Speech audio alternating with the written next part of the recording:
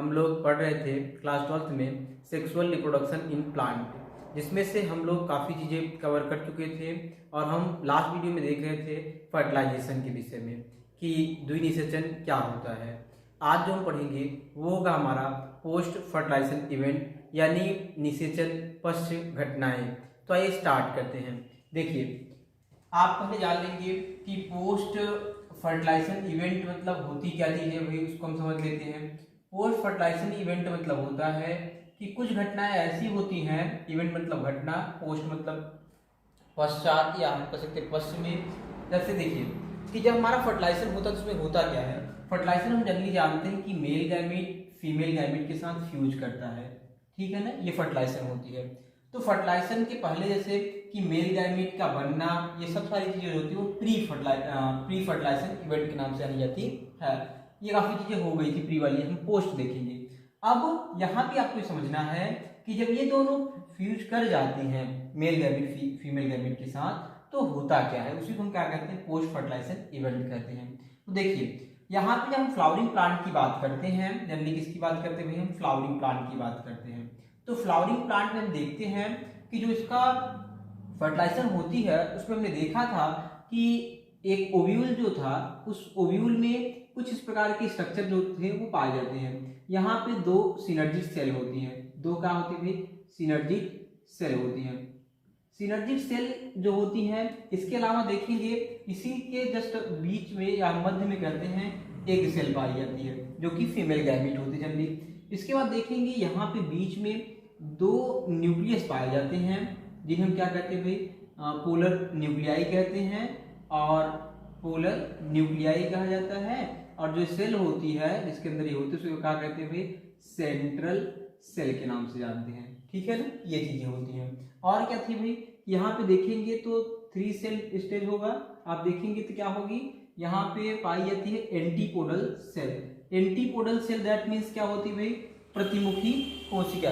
यानी कुल मिला के कितना हमने बताया था आपको लास्ट वीडियो में कि ये जो एक ओव्यूल होता है फ्लावरिंग प्लांट का, इस ओव्यूल में कुल मिला के 7 सेल होते हैं, जैसे कि 6, 3 ऊपर 3 नीचे, 6 1 7 सेल हो गए। और न्यूक्लियस कितने होते हैं भाई, न्यूक्लियस में 8 होंगे, 3 ऊपर 3 इसमें और 2 इसमें, तो 3 3 6 या 2 8। ये बातें हो चुकी थी।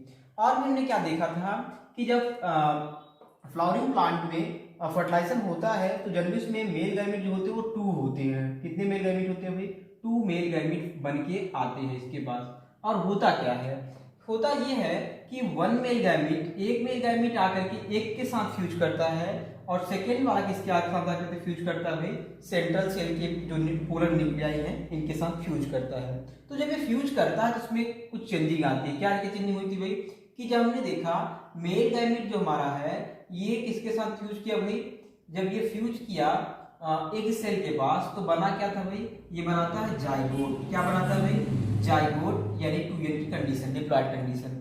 और जब सेकेंड जो मेल गैमीट होता है, ये मेल गैमीट आकर के जब पोलर न्यूक्लियाई हम कह सकते हैं सेंट्रल सेल के साथ फ्यूज करता है तो ये क्या बनाता है भाई, यहां से जो बनती है उसे हम क्या कहते हैं, PEN, यानी प्राइमरी इंडोस्पर्मिक न्यूक्लियस के नाम से जानते हैं, ठीक है ना, ये चीजें होती हैं।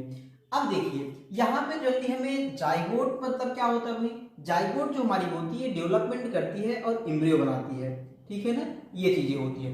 देखिए यहाँ पे आप जल्दी देखेंगे तो होता क्या है कि जो सिनर्जिक सेल होती है, जब फर्टिलाइजेशन होने लगता है तो ये सिनर्जिक सेल गायब हो जाती है और एंटीपोडल सेल भी नष्ट हो जाती हैं। ये दोनों तो नष्ट हो जाती है, बचता कौन है भाई, ये एक एग सेल वाला स्ट्रक्चर बनता है जो जाइगोट बना रहा है और दूसरा ये सेंट्रल सेल वाली बनती है, ये बचती है। इसके अलावा देखेंगे यहाँ पे सराउंडिंग में जो आपकी होती है यहाँ पे कुछ पार्ट बचते हैं, बस बाकी सब चीजें नष्ट हो जाती हैं। तो हमें तो जल्दी अभी सब चीजें देखेंगे, लेकिन यहाँ पे हमें जल्दी इंडोस्पर्म की बात कर रहे हैं, बाकी यहाँ पे देखेंगे क्या क्या चीजें बचती हैं, क्या होगी, तो जैसे हम हर वीडियो में बताते चलेंगे। तो हमारा जो PEN होता है, यही PEN अब बाद में जब फर्टिलाइजेशन हो जाता है इसके बाद ये बदल जाता है PET में, यानी प्राइमरी, लिख लेते हैं भाई, प्राइमरी इंडोस्पर्म टिश्यू में। क्या बदल जाता है भाई, प्राइमरी इंडोस्पर्म टिश्यू में। अब हम थोड़ा सा इसी को हम बनाते हैं उसको, ये कैसे होगा। जैसे मान लीजिए अभी क्या था भाई, जब इसके साथ फ्यूजन हो गया तो आप जानते हैं कि इसमें एक न्यूक्लियस होगा विद 3n की कंडीशन में, ठीक है ना, ये चीज हो गई। अब इसी में धीरे धीरे क्या होगा, यहाँ पे डिवीजन होना स्टार्ट हो जाएगा, यानी सेल से संख्या जो थी वो बढ़ना स्टार्ट कर जाएगी। जब संख्या बढ़ाएगी तो यहाँ पे टिश्यू का फॉर्मेशन हो जाता है, ठीक है ना, ये चीजें होती हैं।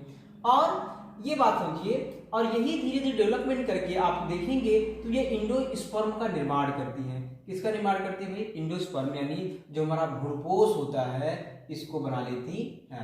ठीक, ये बातें हो गई। अब हम ये बात समझते हैं कि जो हमारा भ्रूणपोष होता है ये जनरली करता क्या है। ये भ्रूणपोष देखेंगे कि जो हमारा अभी ये जाइगोट यानी एम्ब्रियो जो बना है, ये एम्ब्रियो जब डेवलपमेंट करने लगेगा, क्या करेगा भाई, जब डेवलपमेंट करेगा तो ये क्या बनाता है, सॉरी ये बनाता कुछ नहीं, खुद जाइगोट जब डेवलपमेंट करता है एम्ब्रियो के लिए, तब की बात हम कर रहे हैं। तो ये जब डेवलपमेंट करेगा जाइगोट एम्ब्रियो में, तो यहाँ पे इसे बढ़ने के लिए या वृद्धि करने के लिए इसको क्या चाहिए होती है भाई, न्यूट्रिशन चाहिए होती है, पोषक पदार्थ चाहिए होते हैं, पोषण चाहिए होता है। तो जिसके लिए ये डेवलपमेंट करने के लिए यहाँ पे देखेंगे ये भ्रूणपोष जो है हमारा, यही से न्यूट्रिशन प्रोवाइड करता है, ठीक है ना। तो इसलिए इंडोस्पर्म जो होता है वो बना होता है। अब हम थोड़ी सी बात कर लेते हैं कि जो हमारा इंडोस्पर्म है ये कितने टाइप्स का होता है। तो देखिए इंडोस्पर्म जो हमारा है ये जनरली 3 टाइप्स में आप देखते हैं पाया जाता है। कौन कौन से टाइप में होता है इसको जान लेते हैं। देखिए पहला टाइप होता है, इसे कहते हैं न्यूक्लियर टाइप होता है सेलुलर टाइप। दूसरा क्या होगा, सेलुलर टाइप। तीसरा होता है हेलोबियल टाइप। क्या होगा, हेलोबियल टाइप। ये जनरली 3 प्रकार के पाए जाते हैं। न्यूक्लियर टाइप मतलब भाई केंद्रकीय प्रकार का होगा, सेलुलर मतलब कोशिकीय प्रकार का होता है, हेलोबियल मतलब मध्यवर्ती प्रकार का होता है। तो ये 3 टाइप के मान जो इंडोस्पर्म होता है हमारा वो बनता है। क्या होता है भाई, इंडोस्पर्म जो ये 3 टाइप के बना। अब देखिए यहाँ पे बात आप ध्यान समझेंगे, न्यूक्लियर टाइप में करता क्या है, जैसे जो अभी हमारा ये इंडोस्पर्म बना है ये जनरली क्या करेगा कि यहाँ से जो सेल थी हमारी, इसी सेल के अंदर मान लीजिए इसको ही सेल पूरा मान लेते हैं, इस सेल में एक न्यूक्लियस रहा होगा। अब यही न्यूक्लियस क्या करेगा, ये बार बार डिवीजन करेगा, ठीक है ना, ये बार बार डिवीजन करेगा। और जब अधिक संख्या में जब डिवीजन कर जाएगा तब ये क्या करेगा, अपने चारों तरफ यहाँ पे ये धीरे धीरे कोशिका भित्ति का निर्माण करना स्टार्ट करेगा, ठीक है ना। और ये पूरी तरह से कोशिका भित्ति जब बना लेगा तब क्या होगा, ये एक सेल के रूप में माना जाने लगेगा। अभी पहले क्या होता है, ये अपने चारों तरफ पहले सॉरी इस सेल के अंदर पूरे न्यूक्लियस सिर्फ डिवाइड करते हैं, जिसके कारण से क्या कहते हैं, फ्री न्यूक्लियर टाइप भी कहते हैं। क्या कहते हैं भाई, फ्री न्यूक्लियर टाइप भी कहा जाता है। तो होता क्या इसमें कि सिर्फ और सिर्फ न्यूक्लियस का विभाजन होता है और एक ही सेल के अंदर, यानी जो हमारी सेल बनी थी इसी के अंदर न्यूक्लियस से विभाजन करते हैं। और जो सेलुलर टाइप होता है इसमें क्या करते हैं भाई, इसमें जैसे मान लीजिए जल्दी बात की जाए कि एक दूसरी बात हम करें, ये था इसके अंदर एक न्यूक्लियस था, ठीक है ना। तो ये न्यूक्लियस जब डिवीजन करेगा तो यहाँ पे एक सेल बनेगी तो अलग अलग सेल हो जाती है, मतलब हर एक अलग अलग तुरंत डिवीजन करेगी और अलग अलग सेल बना लेगी। तो पहले दोनों में अंतर समझ लीजिए। फ्री न्यूक्लियर टाइप में क्या होता है, फ्री न्यूक्लियर टाइप में ये होता है कि सिर्फ केंद्रक विभाजन करती है और उसके ऊपर तब तक कवरिंग नहीं होती जब वो अधिक संख्या में बन नहीं जाती। और यहाँ क्या होती है, सेलुलर टाइप में जो कोशिकीय प्रकार का भ्रूणपोष होता है उसमें क्या होती है कि जब केंद्रक का डिवीजन करता है ये तुरंत ही अपने चारों तरफ क्या कर लेता है, कोशिका भित्ति का निर्माण कर लेता है। और हेलोबियल जो टाइप की होती है इसमें होता क्या है, इसमें जनरली जैसे देखेंगे शुरुआती दौर में से केंद्रक हमारा डिवीजन करके आया तो ये तुरंत ही बना लेगा। क्या बनाएगा भाई, सॉरी बनाएगा नहीं, पहले कुछ समय के लिए पहले ये डिवीजन करेगा पहले बार में, फिर उसके बाद जब हो जाएगा इसके बाद तुरंत ही क्या करेगा, वो कोशिका भित्ति का निर्माण कर लेगा। इसी को मध्यवर्ती भ्रूणपोष भी कहा जाता है। मध्यवर्ती क्यों कहा जाता है भाई, क्योंकि पहले ये न्यूक्लियस का सिर्फ विभाजन करता है, बाद में फिर वो कोशिका भित्ति अपने ऊपर लगाने लगता है, ये चीजें होती हैं।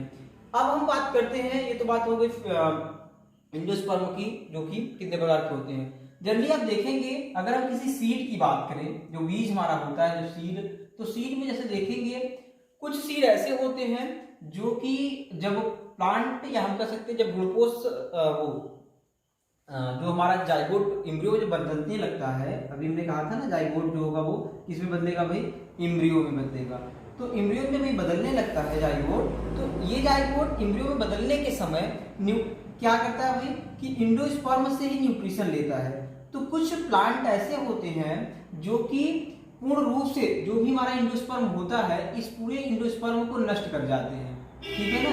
और कुछ ऐसे होते हैं जो कि पूर्ण रूप से नहीं करते, कुछ बचा ले जाते हैं, यानी कुछ उनमें रह जाता है। तो इसी बेसिस पे दो प्रकार के होते हैं। एक होता है जिसे हम कहते हैं कि नॉन इंडोस्पर्मिक, क्या कहते हैं भाई, नॉन इंडोस्पर्मिक, और दूसरा क्या होता है इंडोस्पर्मिक, ठीक है ना। ये चीजें होती हैं, या इसी को हम कहते हैं अभ्रूणपोषी, क्या कहते हैं भाई, अभ्रूणपोषी और भ्रूणपोषी, यानी जिसके अंदर भ्रूणपोष बचे ना है तो वो क्या होगा अभ्रूणपोषी, और जिसके अंदर थोड़ा बहुत बच जाए उसे क्या कहेंगे हम भ्रूणपोषी के नाम से जानते हैं, ठीक है ना। ये चीजें होती हैं। या दूसरा नाम जो होता है जैसे भ्रूणपोषी वाला इंडोस्पर्मी वाला दूसरा नाम क्या होता है भाई एल्बुमिनस, और इसका नाम क्या होता है इक्सा एल्बुमिनस, ठीक है ना।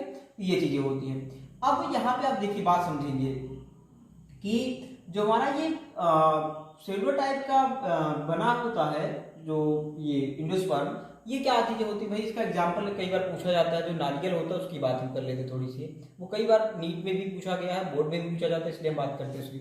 जो कोकोनट होता है दरअसल, ये कोकोनट की अगर हम बात करोगे आप, तो कोकोनट में जनरली शुरुआती समय में जब कोकोनट होता है, इस शुरुआती समय में पहले क्या होता है भाई, इसमें पहल ये सिर्फ न्यूक्लियस डिवीजन करता है। क्या करता है भाई अपने न्यूक्लियस को डिवीजन करता है, ठीक है ना। उसके बाद कुछ समय के बाद ये देखेंगे धीरे धीरे अपने चारों तरफ क्या करने लगता है, वो सेल उसके भित्ति बनाना स्टार्ट कर देता है। और होता भी यही है। जैसे अगर कोई आपसे ये कहे कि जो नारियल होता है उसमें जो पानी होता है वो कौन सा भ्रूणपोष है, तो वो फ्री न्यूक्लियर टाइप का भ्रूणपोष होता है। और उसमें जो जब सफेदी लगने लगती है उसके चारों तरफ जो हम लोग खाने लगते हैं, उसमें क्या होता है वो सेलुलर टाइप का भ्रूणपोष माना जाता है। यानी जब तक उसमें वाटर है तब तो हम क्या कहेंगे वो फ्री न्यूक्लियर टाइप का भ्रूणपोष है, और जिसमें वाटर खत्म हो गया यानी ठोस बनने लगा तो उसमें क्या कहेंगे सेलुलर टाइप का भ्रूणपोष कहते हैं, ठीक है ना। ये चीजें होती हैं। हम एक बार पूरा सरप्राइज कर लेते हैं भाई क्या हमने पढ़ा।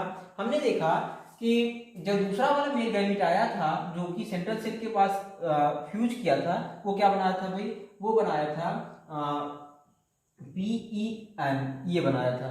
और PEN क्या किया, ये कन्वर्ट हो गया PET में, प्राइमरी इंडोस्पर्म टिश्यू के नाम से कन्वर्ट हो गया। अब यही आगे चल करके धीरे धीरे डेवलपमेंट करके इंडोस्पर्म का निर्माण करता है। और इंडोस्पर्म जो हमारा होता है ये कभी भी जब जाइगोट जब डेवलपमेंट करने लगता है एम्ब्रियो में, तो उसके लिए भोजन की व्यवस्था करता है। जो भी उसे जब तक के लिए ये आवश्यकता होगी भोजन की तब तक ये इंडोस्पर्म से ये लेगा डेवलपमेंट करने के लिए। ये बातें होती हैं। हमने देखा 3 टाइप्स के होते हैं, कौन कौन भाई, free nuclear type, cellular type, फेलोबियल टाइप, 3 टाइप के होते हैं। उसके बाद हमने देखा कि कुछ बीज ऐसे होते हैं जो कि वृद्धि करते समय पूर्ण रूप से अपने इंडोस्पर्म को नष्ट कर जाते हैं, पूरा खत्म कर लेते हैं, तो उन्हें क्या नाम देते हैं भाई नॉन इंडोस्पर्मिक नाम देते हैं, अभ्रूणपोषी। और कुछ होते जो कि बचा के रखते हैं तो उसमें क्या कहते हैं इंडोस्पर्मिक सीड का नाम से जानते हैं। ये था। देखिए आपको मैंने जो कहा था कि आपका बायोलॉजी की क्लास जो होगी वो आपके एग्जाम से पहले खत्म कराई जाएगी। हमने यूट्यूब पे जो आने का मेरा मेन मकसद था वो मैं आपको पहले बता दिया हूँ कि मेरा एक ही मानना था, इस लॉकडाउन में अगर आप कोई भी बच्चा देखेंगे तो फैमिली थोड़ी सी जिसकी बैकग्राउंड थोड़ा कमज़ोर है, उस बच्चे के पास इतनी अधिक पैसे नहीं होते कि वो पेड क्लास यानी ऑनलाइन जब आएगा बच्चा पढ़ने तो वो पेड क्लास दे पाए, एफोर्ड कर पाए। तो इसके लिए मैंने सोचा कि क्यों ना एक फ्री क्लास दिया जाए आपको। पूरी की पूरी बायोलॉजी मैं खत्म कराने की अपनी जिम्मेदारी लेता हूँ, और बस आपके लिए उसके लिए यही करना है, बस चैनल को आपको सब्सक्राइब कर लेना है जिससे कि आपको नोटिफिकेशन मिलती रहे।